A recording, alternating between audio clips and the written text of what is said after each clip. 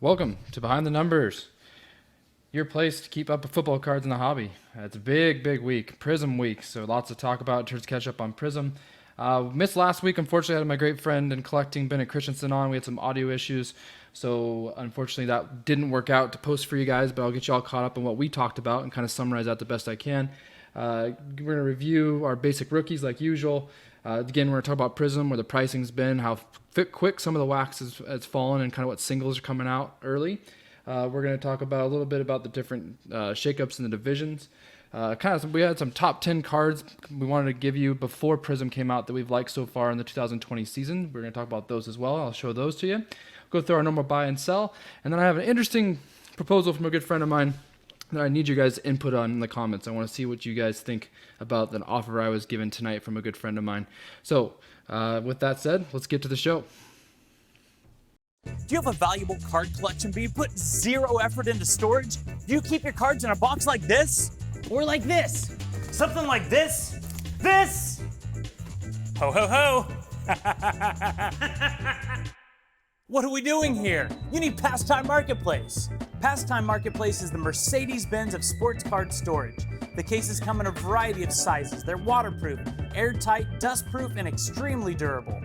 If you care about your collection, visit pastimemarketplace.com and treat your cards to the storage they deserve. Don't forget to use discount code BENCHCLEAR to get 10% off your order.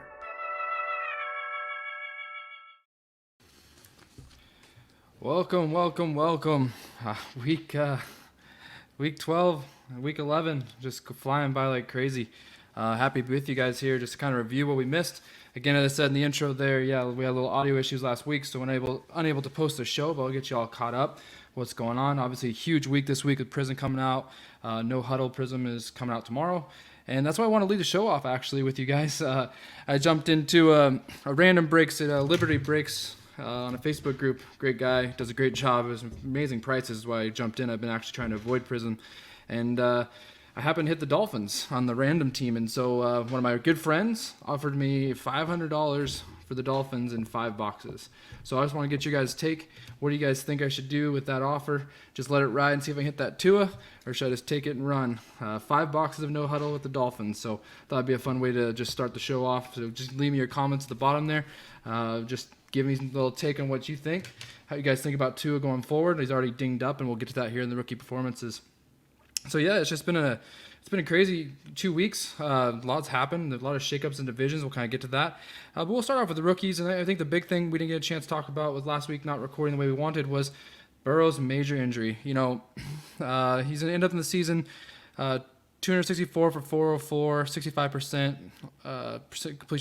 completion percentage, 2,700 yards, 13 touchdowns, 5 picks. Super impressive. Very impressive start.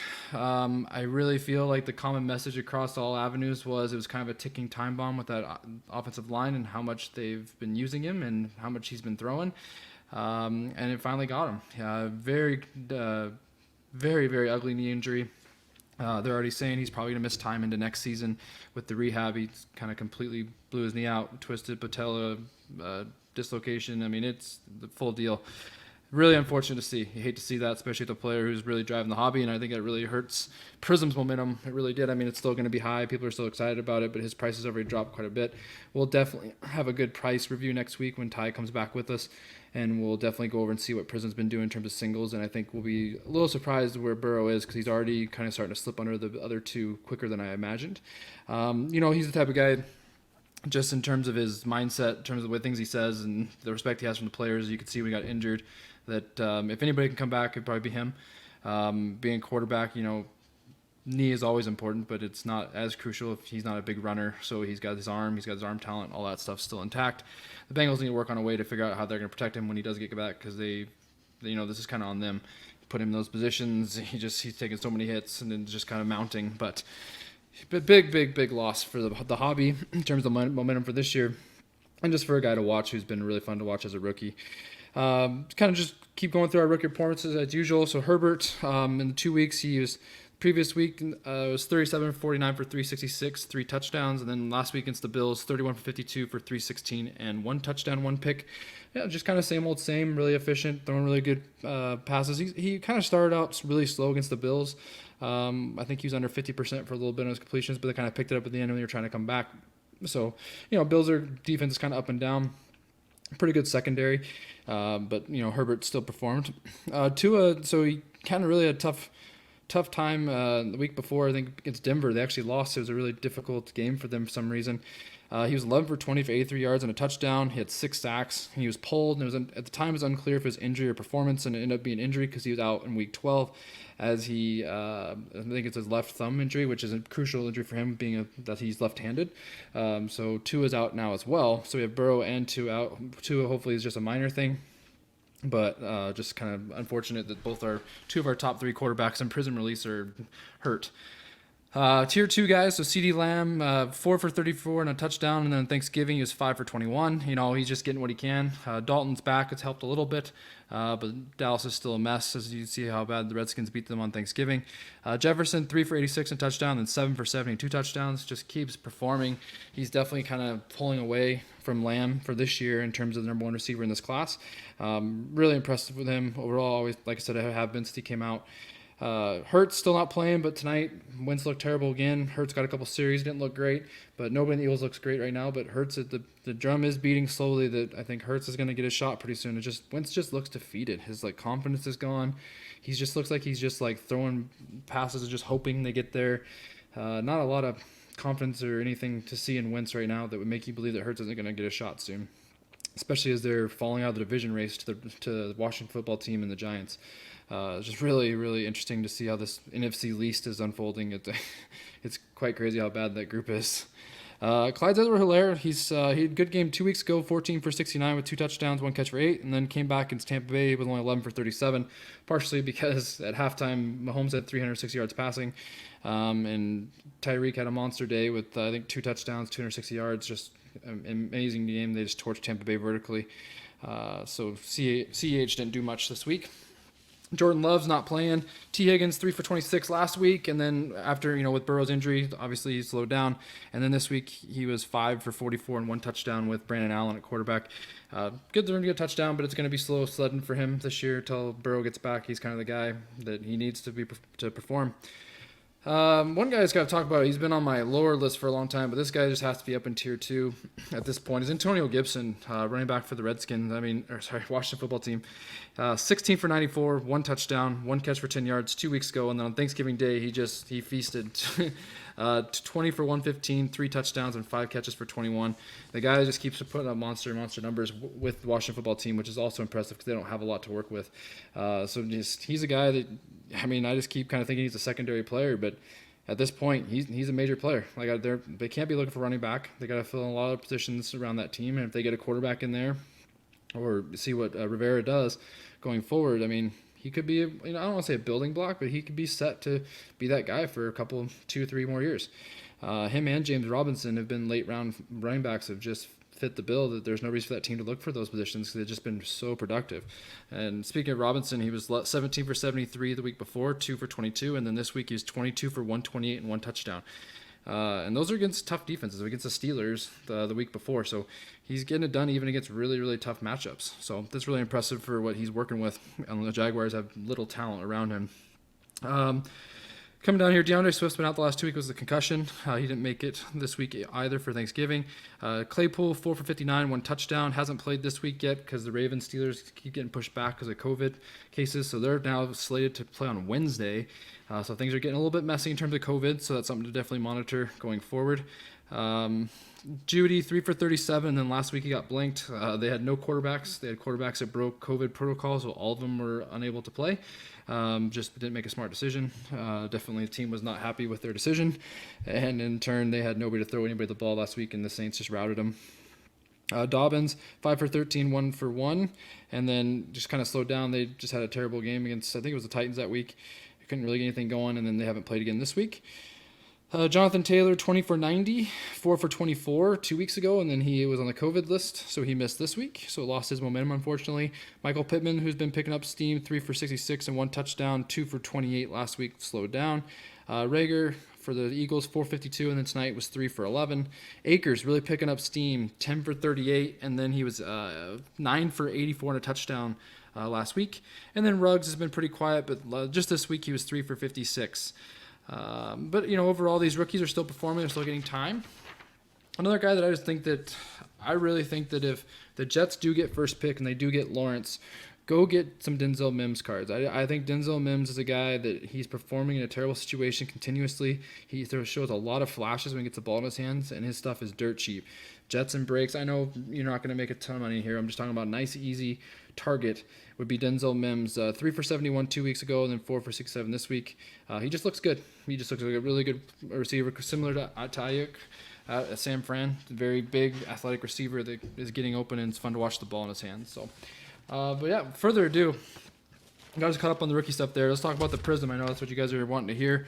Definitely the thing I've been watching a lot. I've been I think discouraged is the wrong word, but man, when stuff came out, I was seeing the blaster boxes being flipped for 140, and I was like, man, here we go again. And I just can't fathom some of these wax prices for retail that people are just gobbling up the shelves and flipping for 7x. It's just unbelievable. But that was what the blasters did. The blasters, when they came out, I saw them going for about 140 out the gate. They're already down to 80 now, so that was about a week, and they're already down to 80. So things are starting to settle. So that's good. Hangers kind of came out about 70, 75, and they're down to 50. No huddle boxes are just coming out right now. They're about 775 in that range is where they're coming out per box. Kind of little one box breaks I just saw before I got on here with you guys. Bengals Bengals went for about 70 to 80 bucks. So people are really worried about Bro's injury. That was just a steal somebody got. Miami 135 a box, and then the Chargers 255 a box. So everybody's kind of all in Herbert right now. Tua looks like a value there. Burrow looks like a really big value there. Unless his injury, you just don't believe he can return from it, which I respect that if you do. But yeah, so. And then a couple notable sales, just some singles that I've picked up for you guys before I got in here. Like Higgins Orange Disco, so those come out of the blaster box. I think there's like one Orange Disco per pack. It seemed like that. It seemed like tons of breaks I watched. A lot of the Orange Discos came out. So for him, Orange Disco, $26, pretty respectable. Herbert Light Blue, which is a parallel that's only in the hangers, $426. That's a pretty big card. Herbert's base is going for about $250. And I saw a big-time Herbert Gold Auto out of 10. That's a sticker auto, but a Gold Auto out of 10 for Prizm for $3,200 came out. So that's a pretty big hit early for somebody. We got base Claypool is going for $25. Base Jefferson for $35. Hertz Disco, $81. Burrow base between $75 and $100. Burrow Silver, $549. Tua Red, White, and Blue, $233. Tua base, $100. So it's just kind of some quick Prizm pricing out for you. I think just be really cautious. I think in terms of if you're looking for wax, just still wait a little bit more. I think as the hobby and stuff comes down, the retail might be even more affordable. I do think that's interesting, and I was seeing people, friends of mine buying boxes, blaster boxes for 130, 140, and I'm just like, doesn't make any sense because, one blaster, you get a Tua rookie, that should be a hit. And the Tua rookie's not even worth, it's worth $100 right now. So that's under that wax price. So right now, kind of picking and choosing some of those nice base cards and those singles are better than buying some of the wax right now. I still think that's a strategy that we've talked about in the past. And I still think that's a strategy that we can still take advantage of right now. I mean, if you think about it, I'd much rather go buy a Herbert base for $250 than buy two blasters at $130. They're down now, so it's 3 blasters now, but still 3 blasters, $80 a piece, $240, or just buy the Herbert base. I think buying the Herbert base is still the smart play. Not as fun, but still the smart play. So, so we'll see where it goes from here. Once, hobby comes out, like I said, no huddle is just starting to come this week. It started, saw some breaks today already. Pretty cool disco cards, a lot of color. Autos, all autos I saw were pretty big misses, but overall it looks like it's a pretty high-end product with a lot of low-numbered parallels that you have a chance from big hits. So we'll see if I keep the Tua chance in my break tomorrow with you guys' comments. So yeah, that's just kind of the Prizm. Outlook, it's early. Like I said, Ty and I plan to give you a nice little price update next week when he comes on for the show with his analytics he provides for us through Bench Clear. So I'm excited to get him on here, just really look at the numbers, see where everybody's falling in terms of the players. I think there'll be some guys higher than we think, some guys lower than we think, and see where some sleepers are. So I'm excited to kind of see things settle a bit in that realm. So I just wanted to just pick up from the recording that didn't work out last week to just going over some nice parallels and different cards from the products before Prizm, It was meant to get you guys ready for Prizm, but Prizm's here, so you might not be as interested, but I still have these gathered, so I thought I'd just shoot through them with you real quick here. So we're just going to talk about some of the parallels again that we thought were fun so far, that we're just excited about going forward. So the first one was Kaboom. Bennett and I, who was on the show at the time, he's not a huge Kaboom fan. It's a little too cartoonish for him. I think Kaboom cards are great. I just like the rarity of them. Tends to be when there's the SPs and those cards that are hard to hit. Just seem to pick up value and make you more interested in them, it seems, even if they do look somewhat out of place. But Kaboom may look a little bit out of place. One of my favorites is the White Mosaic. I've talked about that in the past. Here's the Joe Burrow White Mosaic. I just think the cards look super clean. They're out of 25. They're really big hits and just a beautiful card. And we have the Downtown. This is actually one of Bennett's. We put on his not a fan list. He thinks they're a little bit too distracting from the player with the background. Again, I kind of agree with them. I think they are more focused on the background and the pictures behind the player rather than the player. But they're still pretty cool since they are hard to hit as well, since they're case hits and Donruss. You got your rookie flawless gym signatures. A lot of the flawless cards are pretty cool in terms of the autos they provide, and him and I were talking on the show last week that they are pretty fun in the sense that if you're a college football fan, they're great cards to get. And there's a Herbert in his Oregon uniform, and that's Oregon's kind of my team as well. So. Blue, I really like the blue optics that you can get in Donruss. The optic previews, the blue edition out of 125. They're nice, big hit. They're big hits. They're hard to hit, and I think Herbert's goes for over $400. But they're just really clean looking cards, especially in the Charger blue. It does look good. Another the college silhouette signatures out of the National Treasures as well. Just a nice little jumbo patch combo with the auto was one of Bennett's favorites so far of 2020.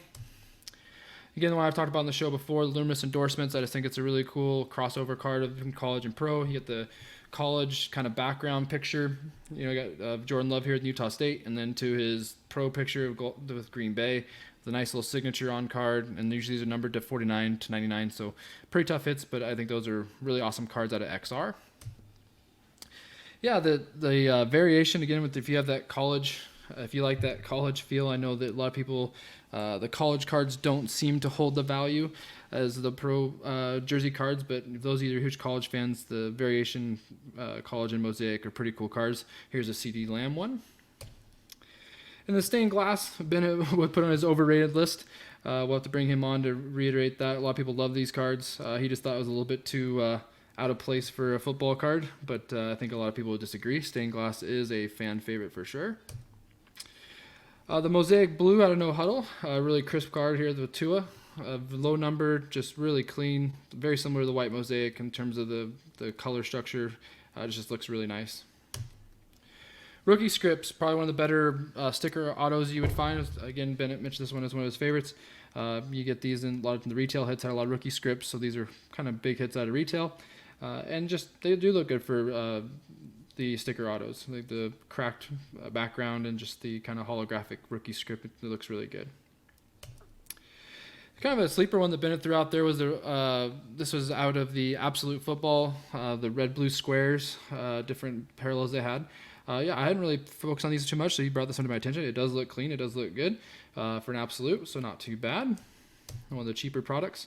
And the last one he had was the Spectra Hyper card. It was just really clean as well. It just stands out. When you look at it, it just kind of draws your attention. And nice little Michael Pittman Spectra rookie there. So that was just a quick review of some of the products before Prizm. We just wanted to give you guys some, something to hold you over till Prizm. I know, like I said, it didn't work out last week, but I hope you still enjoyed just seeing those products if you haven't seen them. I think I mentioned everything they're in. And if not, just message me or put it in the comments, and I'll point you in the direction to how you can find that card. Okay, so as we kind of get into the 5 takeaways from Week 11 and Week 12, one thing I think it's important to bring up was, again, the Ravens lost in OT to the Titans. Lamar, kind of same story, really shaky down the stretch, tough passing. Again, we'll see what happens. He's out with COVID now for 2 weeks, so it's just kind of worse, keeps getting worse with him. So just be really watching his prices in terms of the hobby if you have his stuff. They're kind of in a must-win against the Steelers because they're down to 6-5 or 6-4, and they don't have him. So I don't see them beating the Steelers without him. So it looks like they're on their way to 6-5, and they're just clawing just to maybe get that 7th spot now. So went from division rivals battling for that division spot to where they go from here. So it's the Ravens' kind of demise so far this year has been very interesting to see. They've had a very difficult road, and Lamar hasn't really answered the bell either. So 2 weeks ago, the Titans kind of got smashed by the Colts in Tennessee on Thursday night, and then Colts got the favor returned by the Titans at home on Sunday, and that AFC South is just kind of back and forth now. The Colts beating the Packers was big. That kind of helped the Colts get an edge a little bit, but now they're just kind of back to square one for those two teams heading to a good finish for that division. Rivers is starting to play a little bit better. But whenever Henry gets going, it just seems like the Titans are in really good position. That's how they beat the Ravens with Henry, and they beat the Colts with Henry as well. I think he has 5 touchdowns in the last 2 games, so he's really getting going. Taysom Hill's got 2-0 as a starter for the Saints. Keeping on track. Didn't get a chance to mention it yet, but Breeze has been out. He has like 13 fractures in his ribs, which is incredible in a bad way. I just can't believe he was playing through that for a little bit. But his passing efficiency is terrible. Everything around him is getting barely anything. Thomas had a tough time getting going. Kamara has 1 catch in 2 games. It's just been Kamara's values in terms of fantasy is really taking a dive with Taysom Hill at quarterback. But they're getting wins. But they beat the Broncos. The Broncos didn't have a quarterback, so we'll see how long that lasts for the Saints. But they're getting really important wins that can help them down the stretch if they do get Breeze back, which is the plan. The NFC West has also been shaken up quite a bit. Last week, Seattle edged Arizona to get them up there in the division with the Rams, but the Rams had the head-to-head in Seattle, so they beat them. But then the Rams and the Cardinals lost this week, and Seattle won, so Seattle's back on top by a game. So Arizona dropped to the Patriots this week, which is really surprising. And then the Rams, they fell as well, which we didn't see coming. So just all in all, just the San Francisco beat the Rams. That's right. The Shanahan had another good game plan and put them away in an ugly game. So the NFC West is up for grabs again. Just seems like nobody wants to take over that division. Just kind of back and forth. Really strong division, but it'll be interesting to see how the division finishes. And then I kind of put in here 2 weeks ago, I just want to talk about the chances of Pittsburgh being undefeated. They have 3 of 6 home games left. They are undefeated still. And they have the Ravens, Colts, and the Bills are the tough games left. But then if you scratch the Ravens now without Lamar, because I don't think that's tough anymore, Colts and the Bills are kind of their toughest 2 matchups. So it's a pretty legitimate shot. The Steelers could go 16-0 if they keep health and stay out of COVID issues. I think they're going to be in good shape. So something interesting to watch down the stretch. Going undefeated in the NFL is a very difficult task. So definitely we keep an eye on that as we kind of go forward. So we'll just kind of get you guys set up here for the buy, sell, hold. So we got the ones we kind of were going to go over last week. I think it doesn't make sense now is, with Tua, he's a buy, sell. I had a QB is the QB. PSA 10 Mosaic, 395. He was 60 for 97, 61% so far, 6 TDs, no picks, and he did sit out last week, so he is kind of injured. 395 for a PSA 10 Pink Mosaic, I think it's pretty high. So for me, he's probably a sell there, especially being injured. I think Tua's still probably the one quarterback I haven't seen it yet. We've seen it with Herbert, we've seen it with Burrow. Tua's still, he's won some games, but he hasn't done the statistics or made the throws that just wow you in a sense that you're going to be all in of buying on Tua. So Tua with that price, which was like a week ago, is definitely a sell for me, especially with Prizm coming out. We're going to see probably Mosaic take another, not a dive, but it's going to drop a little bit. Josh Jacobs, had him on here last week for the buy sell. His PSA 10 base Prizm is only $42. That does seem like a very cheap buy because it's PSA 10. It's a base, you're looking at, that's only $20 past the grading fee almost. That's definitely a buy, but, he did get dinged up again. Pretty bad ankle injury potentially. So we'll just kind of see that thing with the running backs. It's really hard for them to stay healthy and kind of keep them going forward. Jacobs continues, he seems like he's always like 80 to 90%. Just seems like he have a tough time staying completely healthy. Keenan Allen, I put on here, receiver 2013, Topps Finest Rookie Auto, BGS 9.5 out of 50. I thought this was a really interesting card I found a week ago. $80, and he has just been Herbert's number one guy, just really super productive. So I just thought that was an easy buy for me. Keenan Allen, just for fun, at $80 for a nice rookie auto out of 50. It just seems like that makes total sense. And I just want to just kind of give you guys a quick review for next week. I kept the show short. I didn't want to go too long here combining both, and I know we're going to have a lot to talk about next week. But we're just kind of going into week 13. We do have, I'm just going to kind of get up the list up here for us. So we got Saints, Falcons, not too much there. Lions and Bears. Unfortunately, the Bengals and Dolphins I was looking forward to, but with no Burrow, that's not as exciting. Really, probably the biggest game is probably the Rams and the Cardinals. You got Rams and Cardinals and Broncos, Chiefs. Yeah, it's going to be a pretty tough week for games. Not too many nice matchups. And then we have Washington football team on, I think it's the Steelers on a Monday, so I'm not sure how that's going to play out with them playing Wednesday. So it'll be really interesting to see what the NFL does with that situation with COVID getting tougher and tougher for us. With that game in Wednesday, I have no idea how they're going to come back the next week at this point. Yeah, so it looks like, to me, it's like Rams and Cardinals that kind of gets them in that position to go back up against Seattle, puts the other team 2 games back. Definitely watch and see what's up with Kyler. He definitely looks like his shoulder might be bothering him. He dinged up his shoulder against Seattle. It just seemed like it was pretty sore, and he's definitely favoring it last week when his loss to the Patriots. So definitely something I'm going to be keeping an eye on as well. And that's pretty much it, guys, for week 11, 12. Like I said, I just want to keep it short and sweet for you guys. Again, leave in the comments just what you guys think of if I should sell my Dolphins share or take a shot and see what happens tomorrow on the break. But we'll catch up with you guys next week. Take care. Be safe.